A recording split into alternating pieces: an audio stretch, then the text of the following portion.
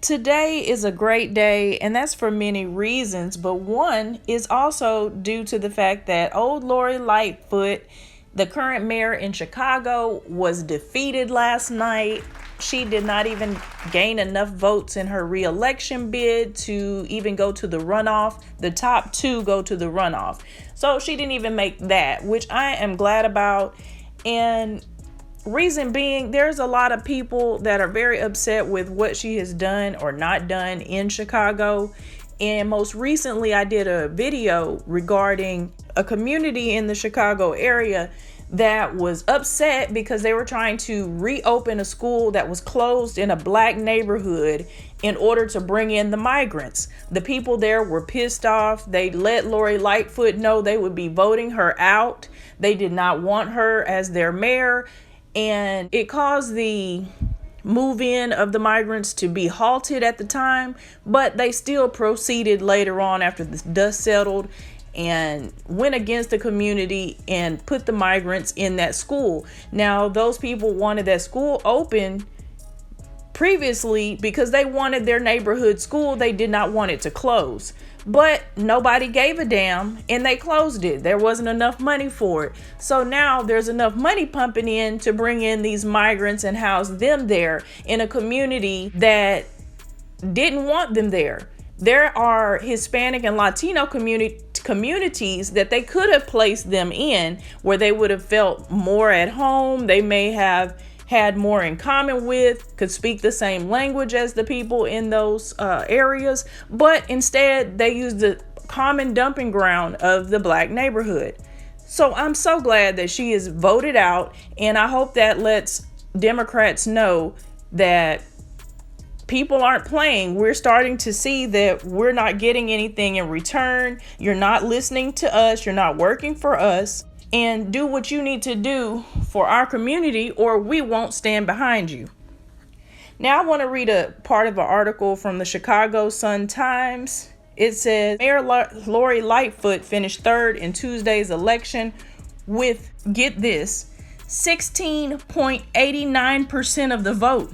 That's a 1-6, not 60, 16, behind former Chicago Public School CEO Paul Vallas at 33.95% and Cook County Commissioner Brandon Johnson with 20.32%.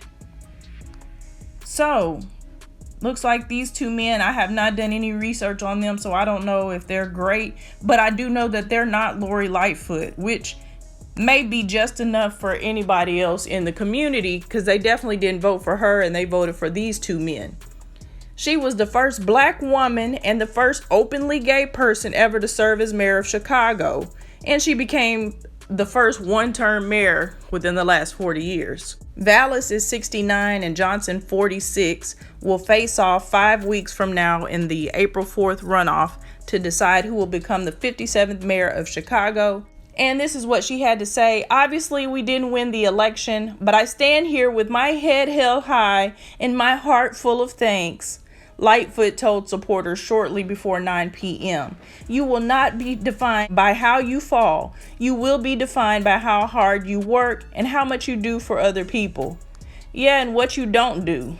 So, anywho, so this is what Vallas said. Let's see.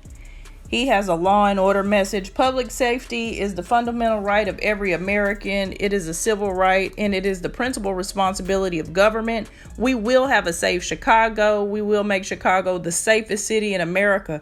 Well, that's a heck of a promise. It will not only come from providing the police with the resources and the support that they need, but from building the bond between the police department and the community so we have true community policing. Yeah, I'd like to see that happen. How are you going to make that magic happen?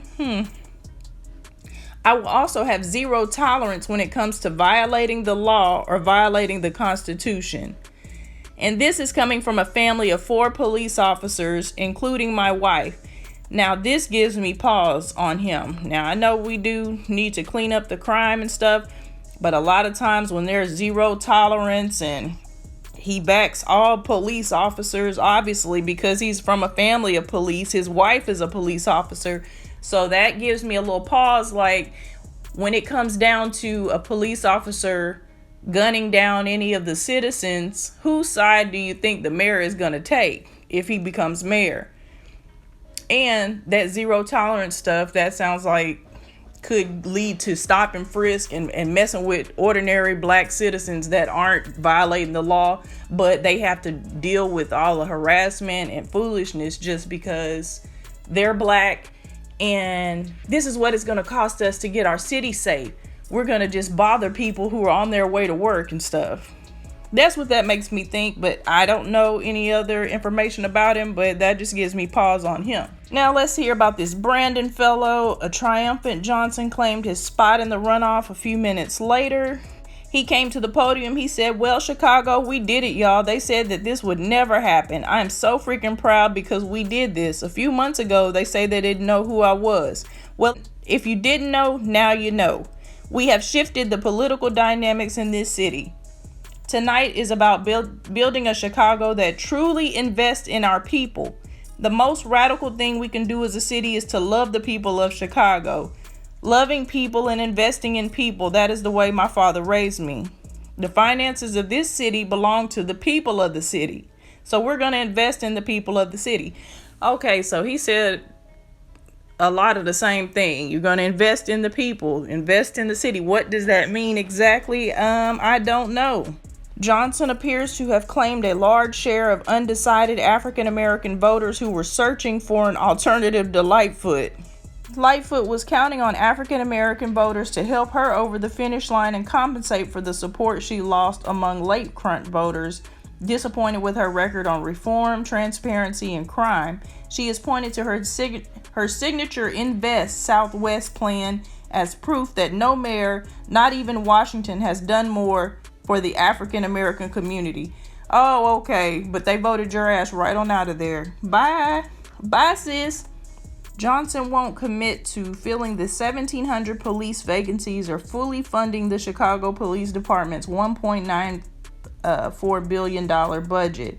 In fact, he wants to cut at least $150 million from the police budget by reducing the number of supervisors and raising the ratio between bosses and rank-and-file officers. The cornerstone of his anti-violence strategy is his Tax the Rich plan to bankroll $1 billion in new spending on public schools, transportation, new housing, health care, mental health, and job creation. He wants to train and promote 200 new detectives, launch a comprehensive efficiency audit, close CPD's Holman Square facility, erase a racist gang database, and end the 3-year, $33 million ShotSpotter contract.